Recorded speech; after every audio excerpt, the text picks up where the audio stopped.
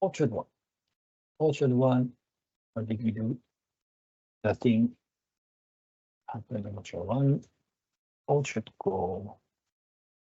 Orchard core. So last week we didn't do it. Back. So all of these because I believe we will do it in December. And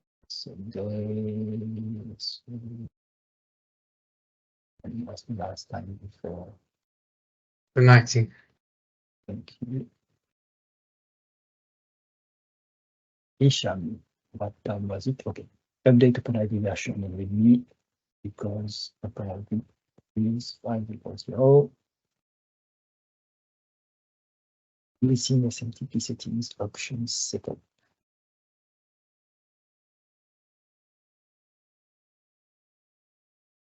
So the options were not read correctly.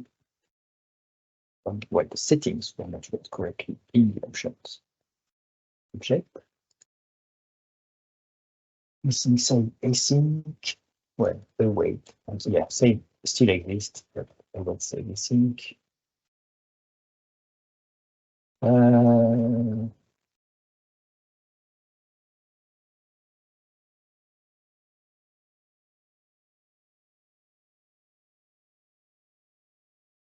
I had a thought, Mike, that you would like, and I'm being sarcastic. What if YesSql didn't do any database access during the setting?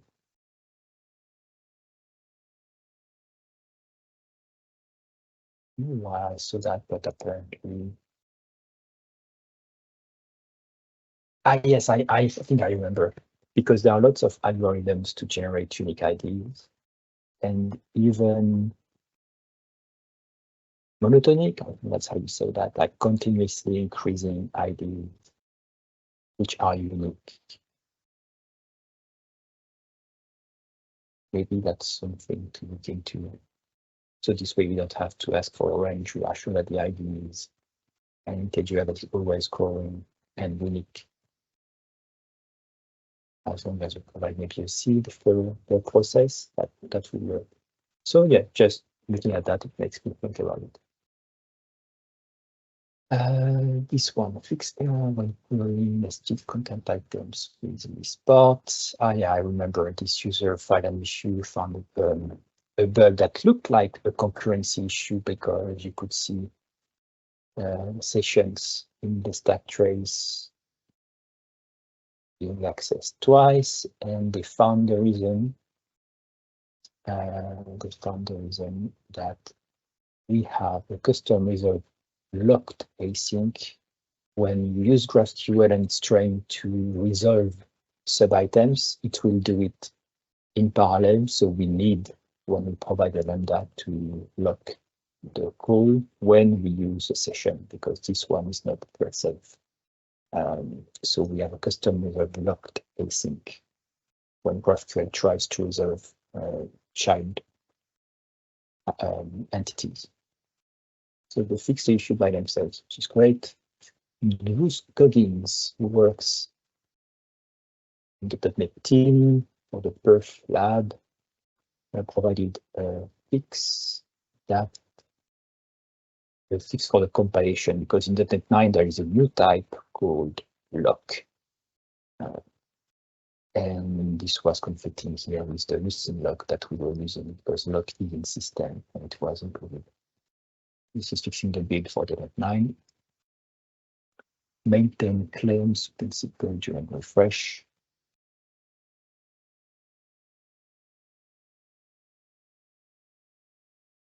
We talked about it, Mike, right?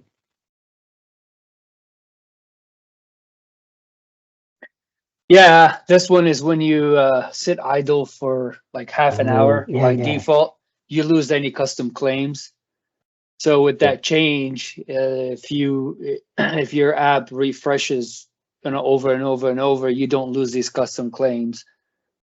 And we saw this code in lots of web apps. Like if you don't have this code, your app cannot work. we looked online to find what were people doing with that, and they were doing the same thing. So good. Document configure, blah, blah, blah. Yeah. Because we were like, okay, well, the day we look at this code, we'll be like, why? We said, okay, let's add a comment. Useless variable closures. Just to be specific about the variable name we use from the lambda, because this one I was complaining because this one is the same as the outer one, but in C# it will use the inner one. Oh yeah, no, it was double change because this one was actually using the outer one. Then Jean-Thierry updated the name of the variable here to set that value.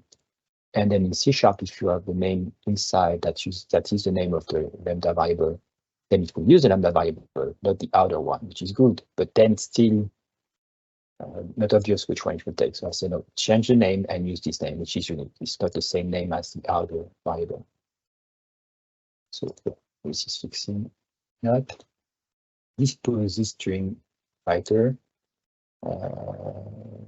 This is just for a debugger string, but I was looking at this component, which is disposable, and we want to dispose it here. We use it everywhere, and it's correctly disposed using statements, but not there. So I'll just fix it.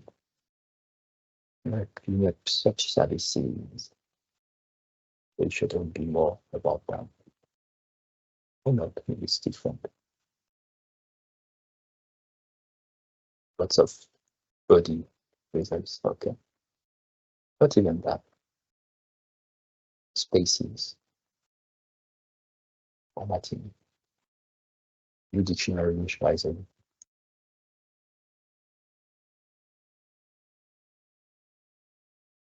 Async.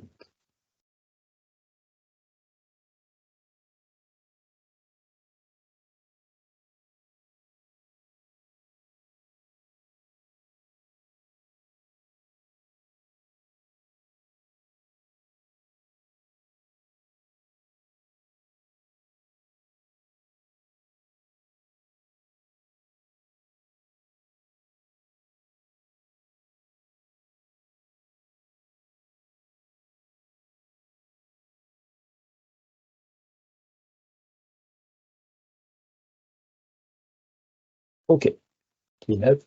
Use ILocalizationService instead of get all the tunes. Okay, so instead of listing the system captures, we just use the ones we set up. Okay. YesSql 4.0, which is not, which does what? What's the change with 4.0? The async? No, that's not that. Right? Yes. Yeah, Yes, I good. believe it's async, yeah. It's async, but And then we also have before. Yeah. left join Who cares? support. Well, those are the only changes. Who cares about left join? Sure, I care. But Yeah. sure. Just mentioning it was in this release, okay. But for Orchard, the async stuff, and yeah, we were using a beta version. That's why I was surprised to see the change now. No, it was changed before, but to a beta, and we released the GA and then updated version with that. That's good. Updated libraries, HTML, edit, another time, xunit.analyzers, docs, honorable members, Jean-Thierry.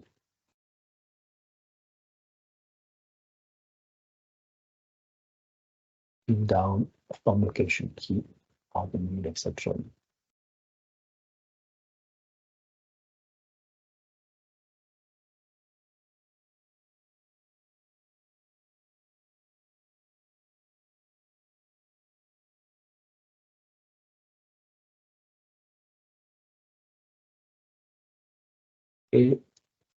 Elasticsearch.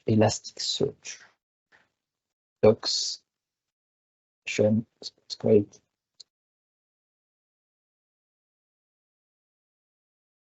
box. Yeah, some copy paste here. NLog.Web update, Jint update, and then release 1.8. So Mike release 1.8, and then people submitted a few bugs. Not that many, I don't see anything special.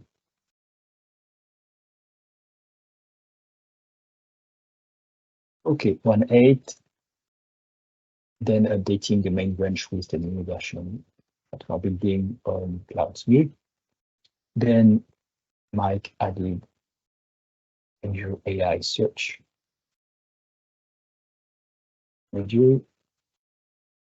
Lots of iterations with Bertrand, we'll see that later. Update NJsonSchema. NJsonSchema. What do we do with that?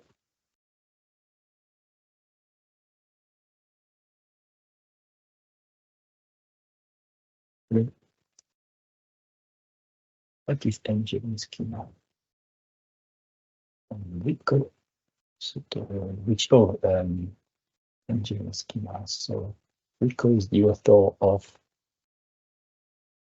of N and what? The thing we use. And swag for Swagger generation, which is using Fluid for generating all the source code. So NSwag and NJsonSchema, schema reader generator and validator for the thing.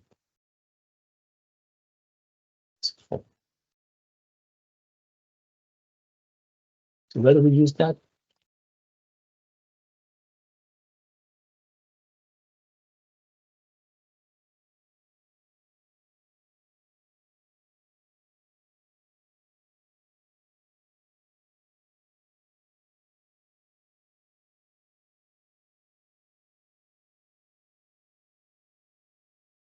Feature profile schema service.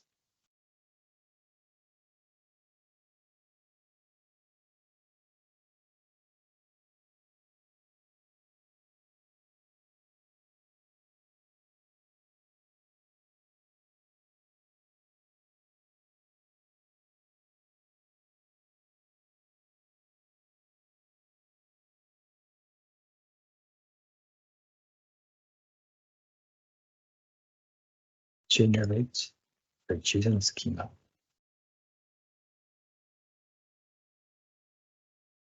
Does anybody know what we do with that schema?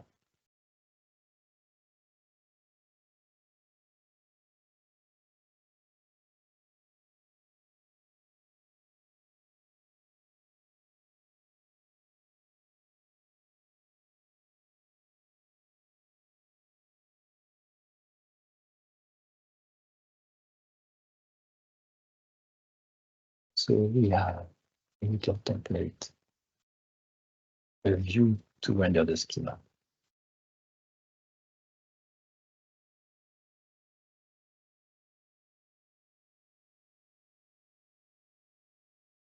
Feature profile.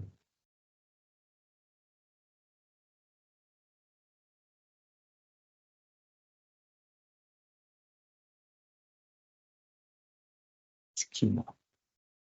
Data-schema.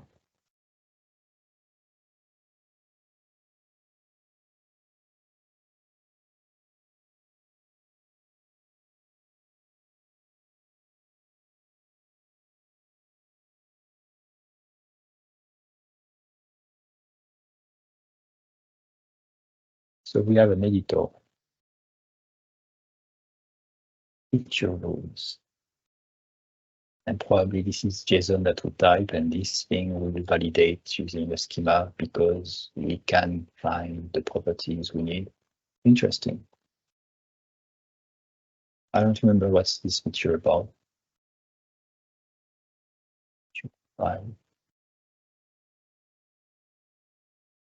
This is a default features that the tenant is created with, right? It's like a recipe, I think, but not a recipe. Or a list of features you can use, maybe. So there is some JSON editor that is driven by a schema. That's why we use NJsonSchema. Okay, interesting.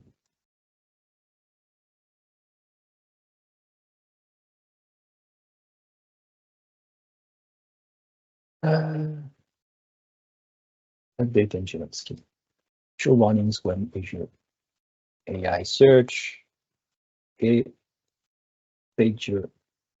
and PagerSlimAsync is represented dynamic view.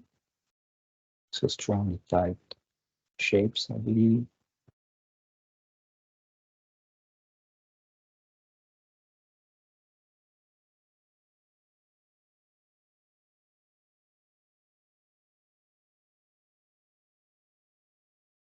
Yeah, new is remove. Okay, using shape factory instead of glue.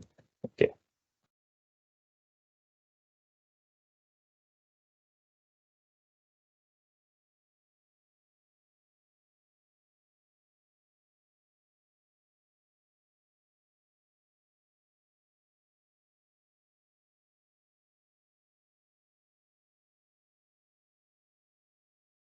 Dynamic method, and now still dynamic method. No, it's not a dynamic method. It's an extension. Okay, extension So method on it's- that. Okay, that returns the actual PagerAsync. The shape, yep. Just cleaner, that's all. It's also faster.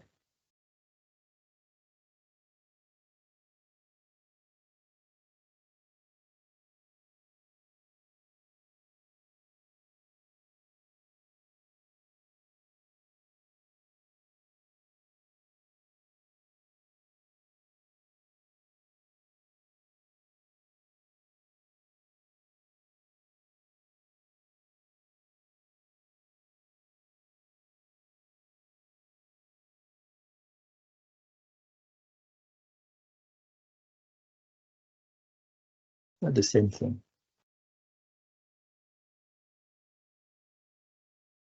And I'm not sure this is correct.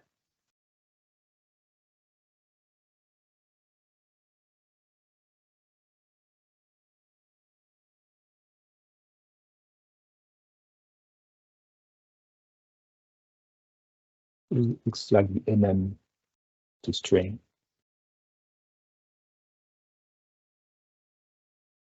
So the compilers complain when you only pass a fixed string. So because it wants the actual value that's coming in and not a set string. So with the previous name of will always return bulk name, always. But if you do the dot string, it will actually return the value, the actual value.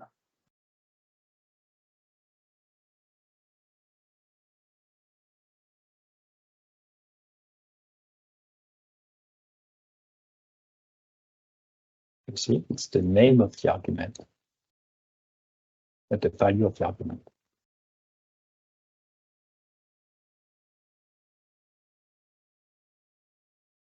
Well, I think that's out of range exception. Yeah, I mean, you get the compiler will complain.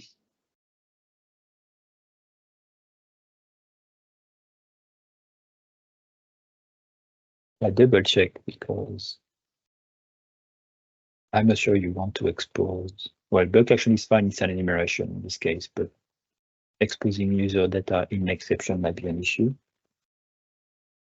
Here it's fine because they can't hack the value, but you should not show the value if it's invalid.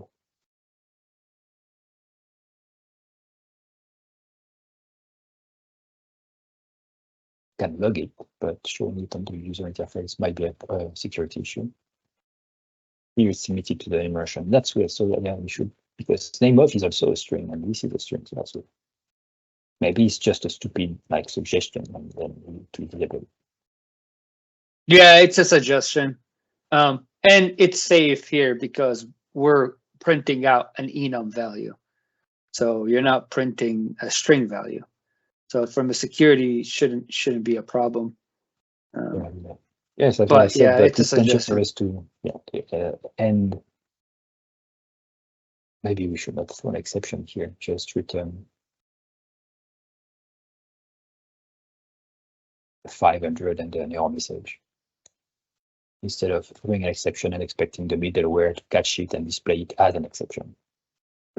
Use a 500. Yeah, that's true. We do that too. Okay. And maybe I wrote this code, so sorry.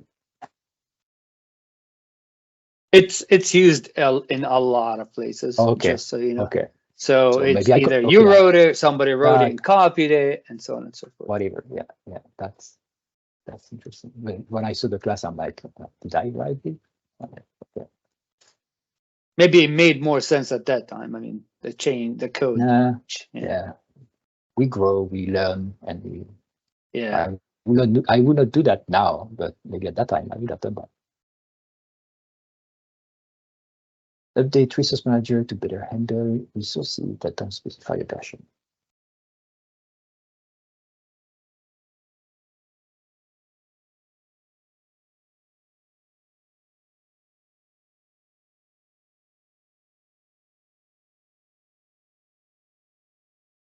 Use the highest, so I wrote that, use the highest version of all matches. If resource equals noise version. Resources that don't specify a version have the lowest priority. Lowest priority. Oh, I see. There are two conflicts, like one resource asks for something and one resource asks for something else or doesn't ask for anything. Then we say, let's pick up. Yeah. If resource.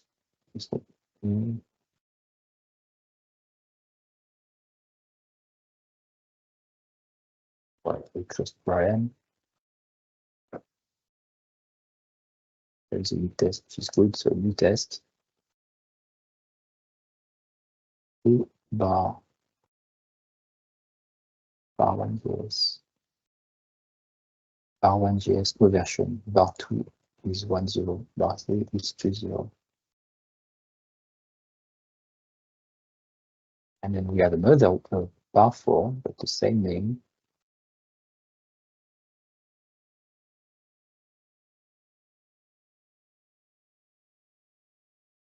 Should take the one with the version. Okay. Maybe that's the one they want.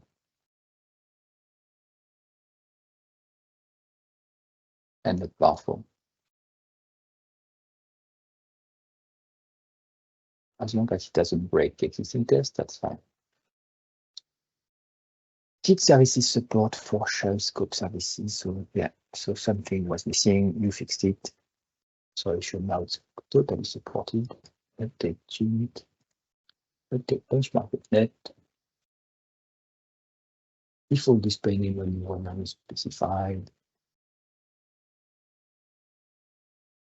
Okay, yeah, I saw that in the UI. If you type the technical name to use the display name, but now it's only using the display name if there was no display name. It's good.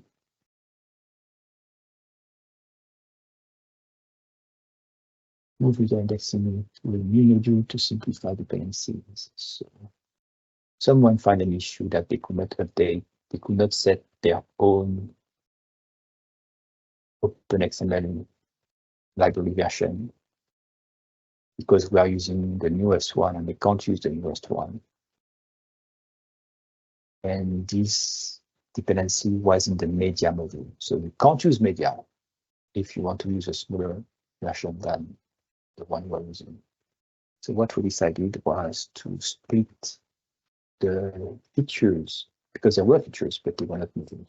Split the features that have external dependencies into separate modules. This way, only the things that you can't use, you won't reference. Like if they can't use our indexing with this specific OpenXML version, then they won't be able to use indexing only. They can still use media now, not just this indexing one. At some point in the PR, I commented that compromise was to create a separate module we open XML and PDF because apparently someone didn't want to create multiple modules. And I think you misunderstood me and created 2 modules. Which no, I originally created 1 module for all the, and then Hisham. Not Hisham. I can't think right now. Jasmine said, oh, yes. No, he meant to create 2 modules, 2 separate modules. So created 1 for the PDF and then 1 for the XML, which kind of made sense based on what you said. But I was trying to avoid having to do all that. I mean, but you did. I did. I mean, thank you. Yeah, I prefer. Yeah. So I mean, at the end of the day, we'll probably end up doing that. But I felt like, well, I mean, nobody's complaining right now. Do we really need to add another module right now? And I'm like, okay, just do it. Yeah, well, that's great. I prefer that. I know it's more modules, but at the same time, we said we can have some work done to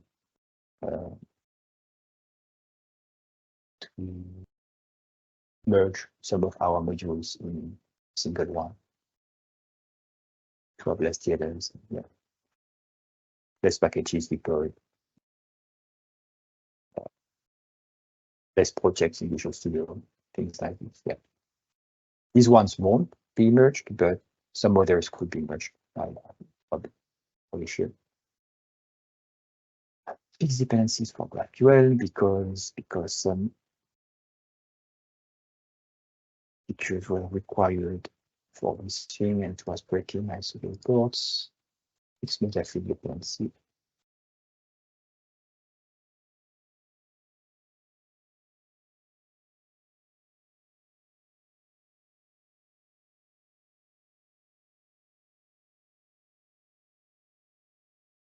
What broke that? Because it was working.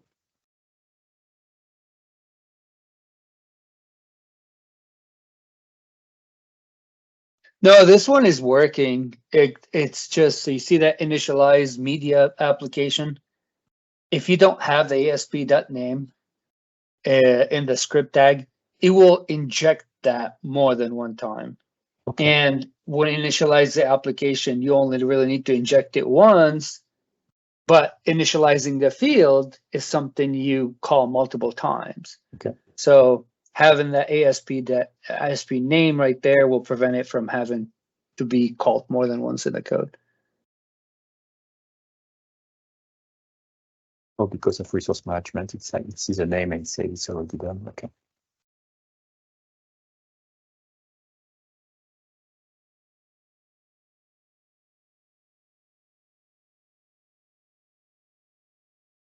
Thank you. There is a branch 181 that you want to ship. Yeah, I think so. I don't know if someone has any objections, but I think it's a quick patch that we should release, mainly for that UI problem that we have for the display name. Why don't see the commits on it? Because you did some. Oh, you didn't merge the thing. Okay, that's fine. Okay. Yeah, no, I didn't merge it.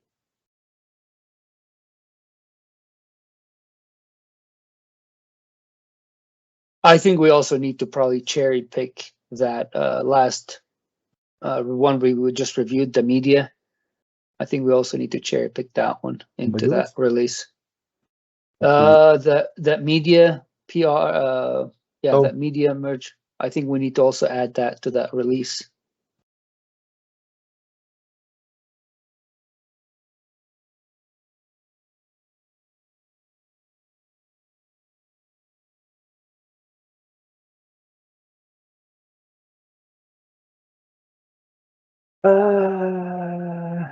So because this meeting is no more about Jean-Thierry, let's talk about community one. Yeah, just because I see that right now.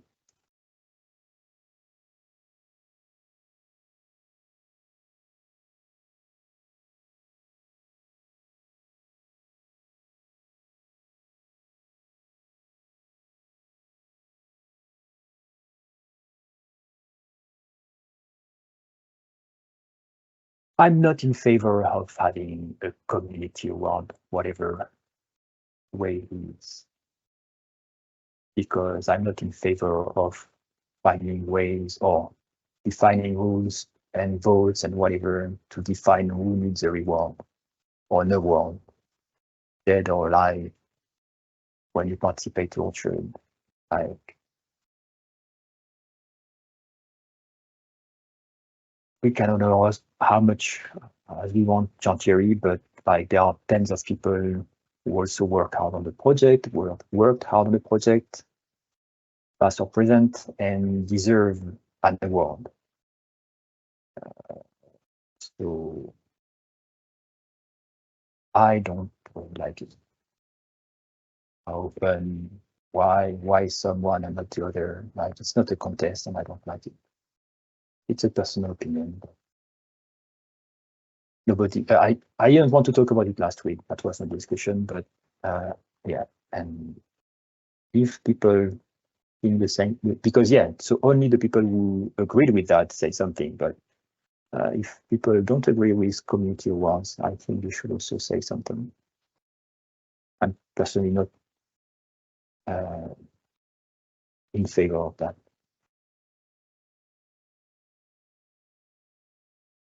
What if you are not in this award list? What are you worth? Like, Sebastian, I agree with you. so,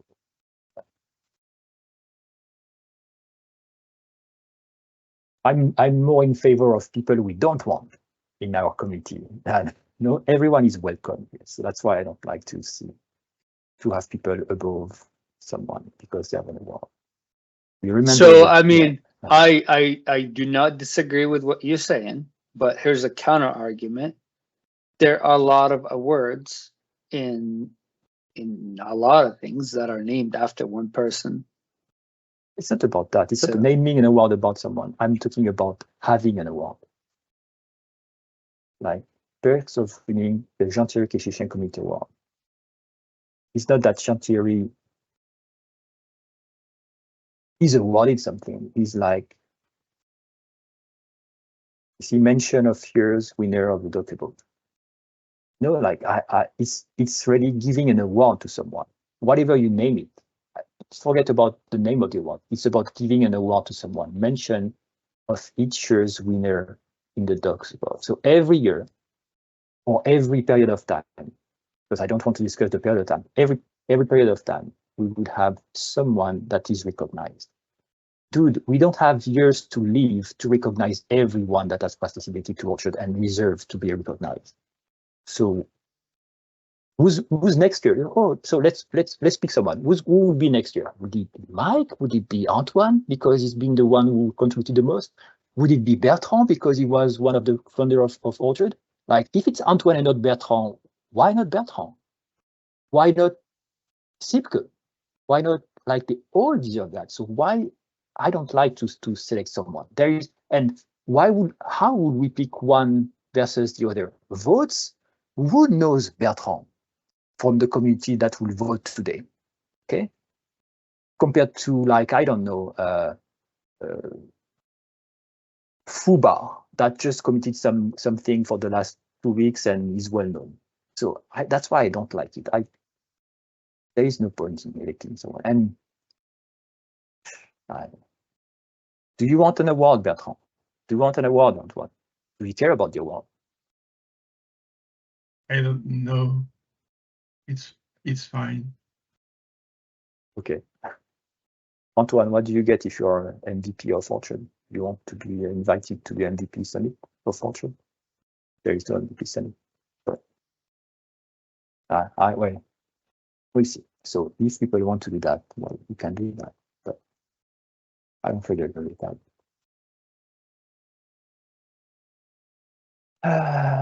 So this issue there, and you said you want to merge these other ones. So do you want to, yeah. So the merge, let me show you, because I mentioned in the issue that we could do that together, but yeah, I don't know if you use a tool, but it seems that you are very fluent in Git now. I might cherry pick some things to move it to to the PR. So when you merge the PR, okay,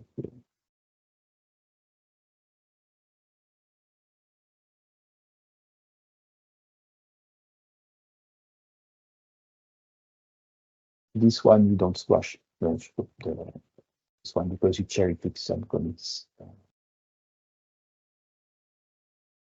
from the main branch. So you Yeah, I mean, the only thing that your comment, hold on, hang on. Let me just add one more thing, add one more cherry pick. The only thing that, because we cherry picked from main into here, I'm not sure why would we want to take this and push it back into main. This release is targeting release 1.8 and not main. So that's why I wasn't sure. I thought about it. Yeah, that's good because I thought about it. I was wondering also the same thing. Do we really need to merge back to main? And only for the changes that you made in the documentation, I think we need to, because otherwise we'll like the 181, such that the main branch. Well, maybe should we just cherry pick that commit from this one? No,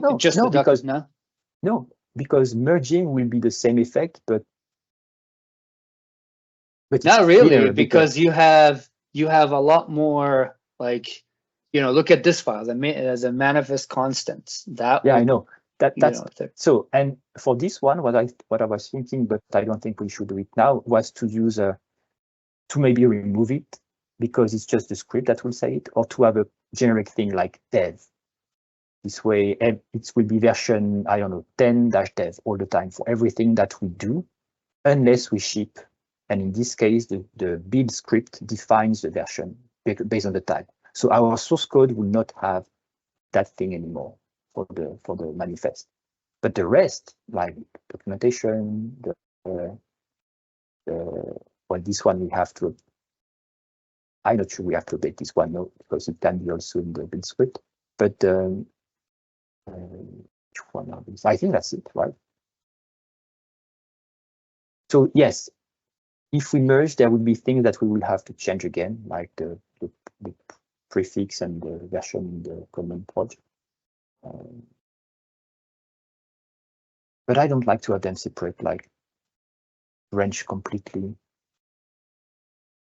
Because we merge, if one day we do a fix on 1.8 branch only, then we still have to merge to main. So I think it's good to just do it every time that we release something on 1.8, then we merge back to main to be sure that we have everything. I mean, we could. I'm not against, but like if we do, we just have to do some cleanup thereafter in main to make sure main still points at 1.9 for previews, and not 1.8, because that's what we're going to be pushing. I mean, like I said, I'm fine with it. Because when you do the merge before committing, you can change the value or revert the change there, and when you commit, it doesn't change that. The merge commit will not take that. So I can show you locally how it will work. So I need to remove that filter. So are you still saying that we should merge it back into main, or you're saying we want to do? Okay, that's so far so good. So I won't do it just to show you how it would look like. So here I'll just check out main. And if we merge it, so merge into main. What? Because of the version, explicitly. Okay. Yeah, you see. You see here, you can just say, okay, so I will take this one. And then the only commit for the merge won't update that, so it will be just fine. Gotcha. Okay. Now I get your comments. And to prevent that, my other suggestion for later, maybe we should do it for 1.9, is to change the.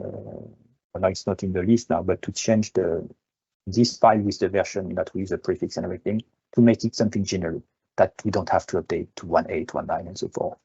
So like a version called dev-something or dev-a number. Every bit will be a different thing. So in Cloudsmith, it won't be 1.9 dash beta or preview dash number, it will just be dev dash 1, 2, 3, 4, 5, 6, always incrementing.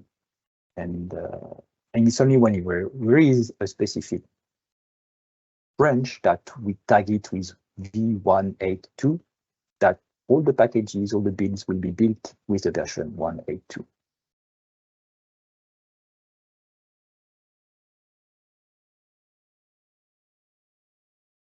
So this way we don't have to update the version again every time we branch.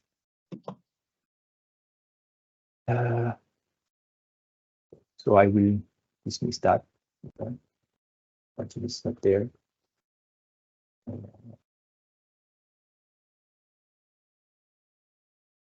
Was there one more? Oh, I didn't commit that. That's one.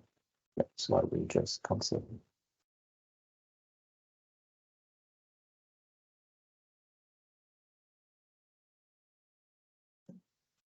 Okay.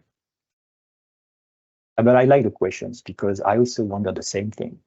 I had my own answers, but the fact that you ask exactly these two questions, it's exactly the two things also I was worried. Or I was wondering if we should do that. And then I thought about it and I had some answers, but interesting. That, what else? So shipping 181 and yeah, shipping is, as long as we don't abuse that, I think it's fine to unblock people who have found issues with the one puts a 0 release, goes to the release and then focus on 1.9 after.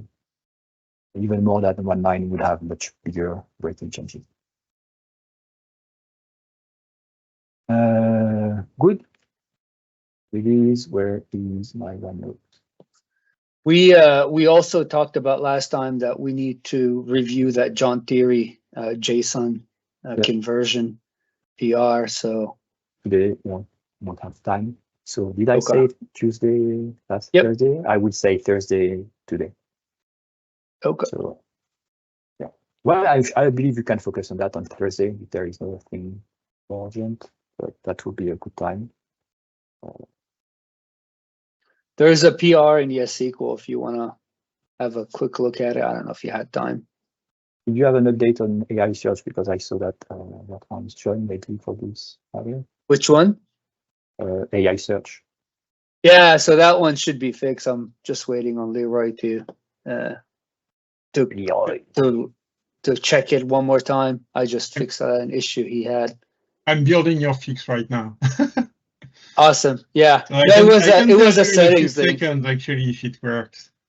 Awesome. I have followed it from very far away. Just the issues like where do you put the settings to authenticate, and that's interesting because I think it's hard, right? Because we have options, settings. When I say options and configuration, settings, and then in Azure, how do you connect to an AI search? Is it a connection string or is there not a connection string? It's so you have a endpoint, and then either you utilize a key to authenticate or a default authentication, which is I think that's the identity, the managed identity, I believe. Token credential. Yep, token credentials. And you have either the default Azure credential if you want to use any available things. So default Azure credential, well, I don't know why. I think inherits from token credential. It's a way to implement the credential for Azure. It does. And correct. This one is actually a wrapper around multiple ways to authenticate. So it will just iterate over different ways to authenticate, like, oh, is the current user authenticated with Azure already? Or do they have what else? I don't know. What's available? There are lots of ways to authenticate. Okay. And this one will just iterate over all the ways to authenticate. And if one works, it says, okay, this one works. So here is the token to connect to this endpoint. Okay. And to confirm, just to make sure I understand that comment correctly, because I was kind of wondering the same thing. So if you, so that's it. So if the connection is coming from the web server, like if you have a Azure web app, then it will go based on that current user that for the Azure instance and see if that use like the managed identity and see if that same user has permission to also access the token or the service we're trying to connect. So in this case, it will check if it has capability to connect to the Azure AI, correct? Yeah. So any provider here will provide a token saying, because it succeeded into authenticating the thing. So managed identity will be like the service, like you say, app service, the web app itself has permission to access the service. So what they do is that Azure says, oh, this service, like app service, your web app, can access. So here is a token to use to access the other thing. So this one will just use this token to talk to the service, to this endpoint. Okay.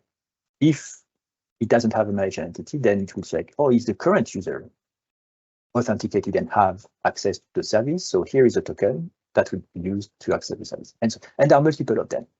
And the issue with default Azure credential is that it will iterate over a set of priority, and you can even configure it to ignore some of them, and it can be slow or whatever. But for a service, it's better to use managed entity because you don't have to provide a key or nothing. You just provide the endpoint, and when the web app tries to access the endpoint, it will work because you provided default Azure credential. Or a specific saying like, oh, I want to use managed entity. Don't even try the other ones, just use managed entity. If you want to use configuration, then you can use the endpoint and a key. So in the portal, for some services, you can get a key to access the endpoint, and then it won't use token credential. So the idea is that when you provide a key in your configuration, you don't try to provide a token credential, like this one or this one or this one, and it will just work. But the key is a secret, and you don't want to have secrets stored somewhere because it can leak, they can be invalidated. So that's why you prefer authentication schemes like this. But the issue is that how do you configure that? And yeah, so what I was thinking is that, and this is what I work on also on another project at Microsoft, and the idea would be that if the configuration contains a key, then you use the key. But if the configuration doesn't contain a key, then you use something like that. Okay? And I think I didn't look at your code, but I believe that's how it should work. Like first look in the configuration if there is a key, and then an endpoint, or endpoint, and then optionally a key. If there is no key, then provide, actually when you have a key, you provide something like Azure key credential, usually with the key. And if you don't have a key, then you say, okay, let me give you a default Azure credential. That would be the most generic way to configure access to the resources for Azure. Yep. Can I share my screen? Yeah.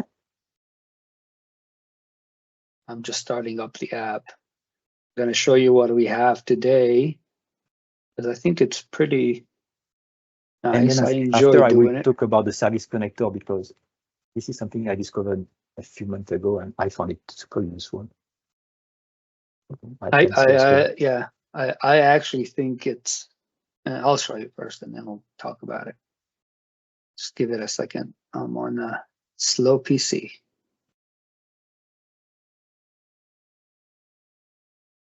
You see my screen so far, right? Mm-hmm.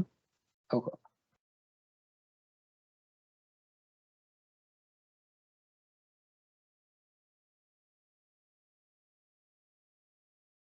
Yeah, so I have added a support for default and key, but I think it makes sense to also add, like you said, identity, managed identity option as well.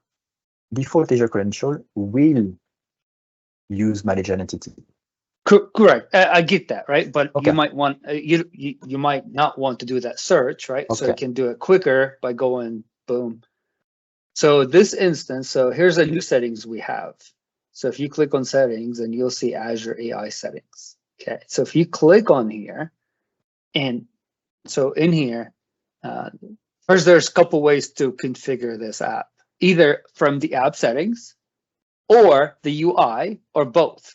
Okay, so you can say, so I have a configuration that say disable AI UI settings, and it will disable, it will remove this out of here, and you can't configure it per tenant, right? So that's a scenario where a SaaS owner might say, I have the configuration, I give my tenants everything, they don't need to configure anything. But by default, we allow both. So if you click in here, you can say, okay, this checkbox is here just because the app settings also have a default settings. So in here, by default, it will look like this. And you'll see that warning, or the little warning that say that the app is already configured. But if you want to change it, you can click in here and change it, right? And then there's really a couple things to do here. It's an endpoint and then authentication type. So in this case, I change it to an API key, and that's why I need to provide a key. So I can change that to a default. I don't need to provide anything. And what this does, it actually uses default credentials. So I think it makes sense to have another option here. Say that again? You should write it in a hint to say what it does default, because I figure it's default Azure credential, but nobody will know.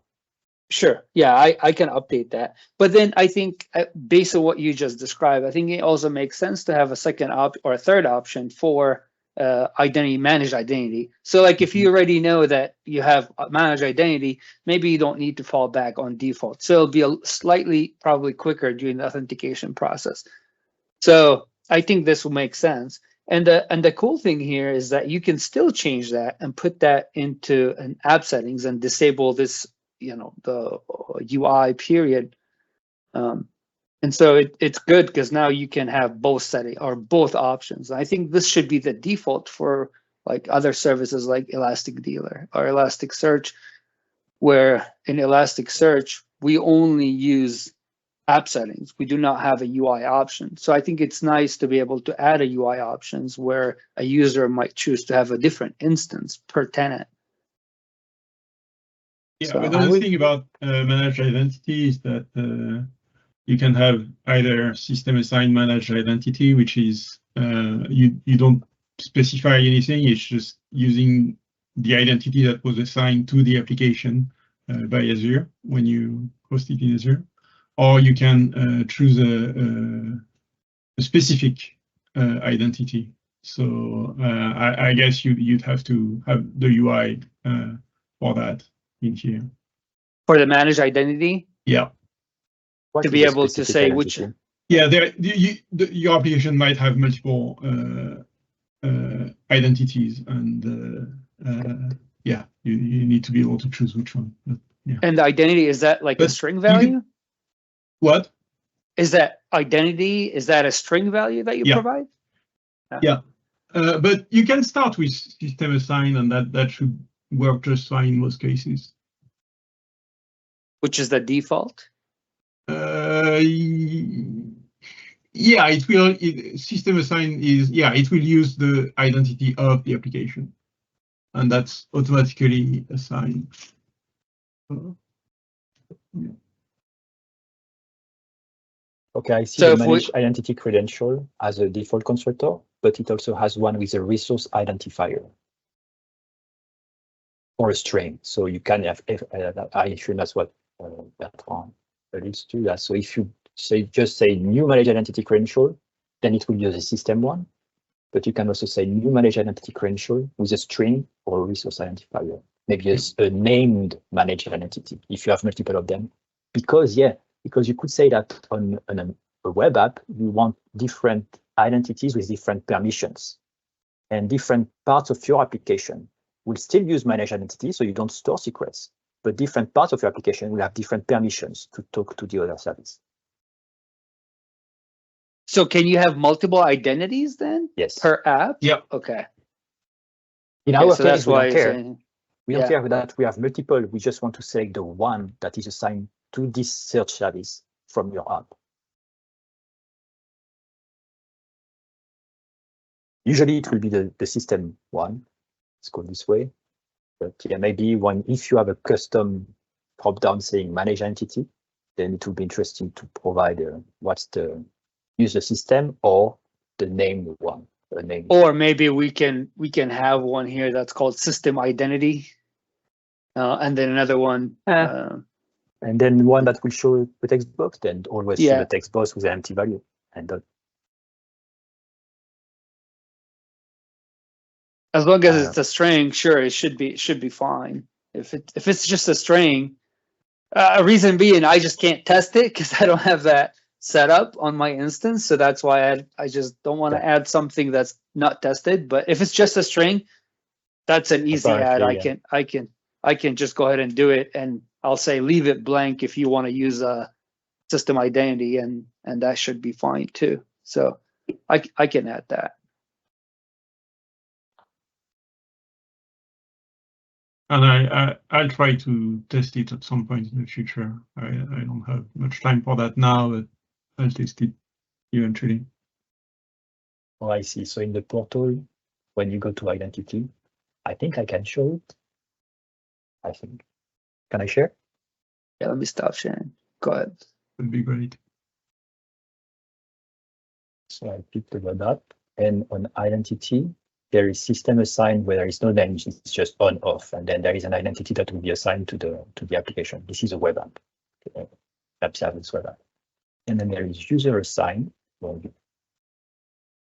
add users and you have a name. Yeah, so that's the identity of your chart app, right?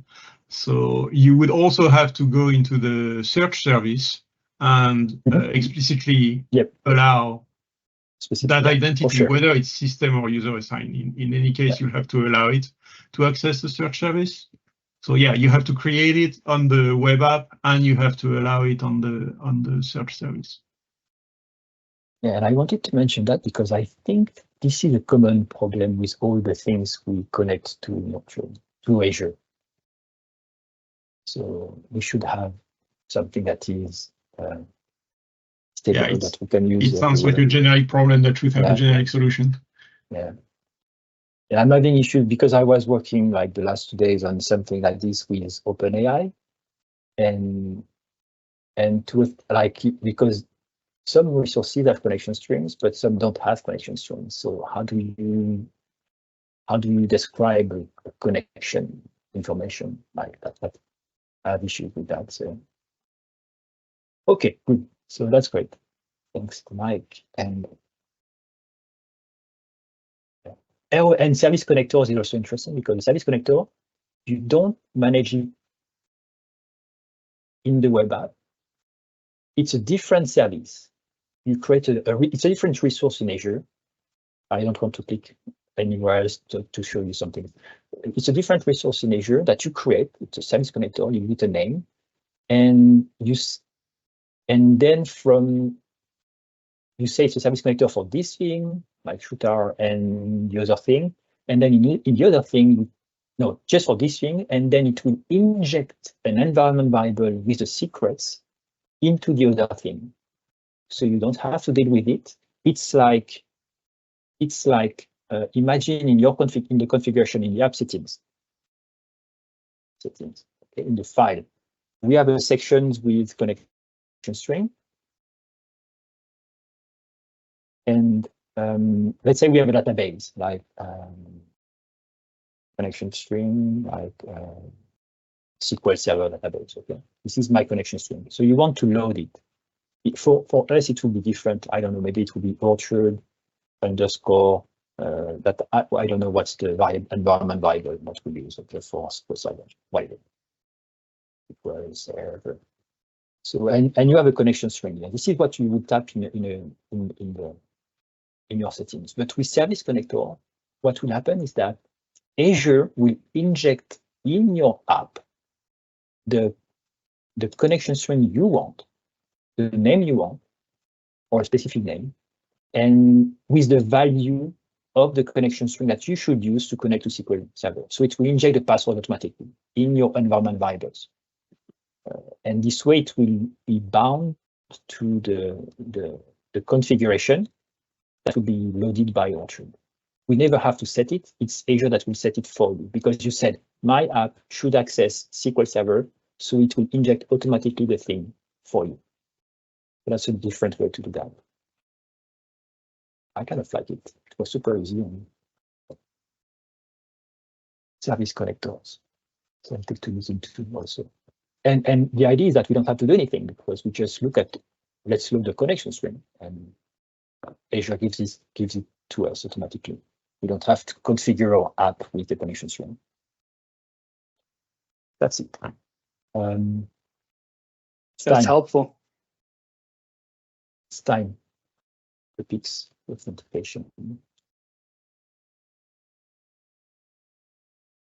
So quick update on the AI search situation. I took the latest with the latest fixes and still haven't got any. Make sure you change the settings because the issue wasn't the settings driver. It wasn't saving. So update your settings and the both tabs, I think. Yeah. So if you do that, it should work. Because I had it. I started and it didn't work for me, just like you said. And then when I dug in, I saw it and fixed it. Yeah, just well, go to the Azure tab, and then make sure you select the index to use by default, and then hit save, and hopefully everything works for you. Yeah, I have the correct index in there. I save. Okay, and then do a search query and still nothing.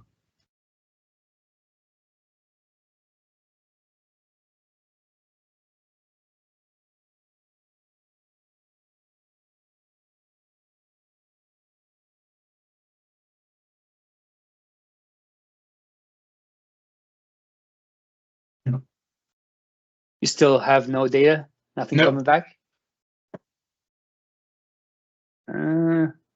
I'll try it again with a new tenant. I was able to reproduce the issue, but I was able to fix it, or I seen the fix. So yeah, I can also restart from scratch. And well, you shouldn't have to, because the fix was to update the settings because the settings weren't sticking. And so once I update the driver, the settings stuck, and I was able to get results immediately.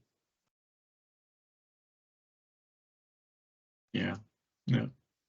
I'll redo it in a couple minutes, and then I'll let you know. But I really appreciate how fast you've been at looking at issues and fixing them.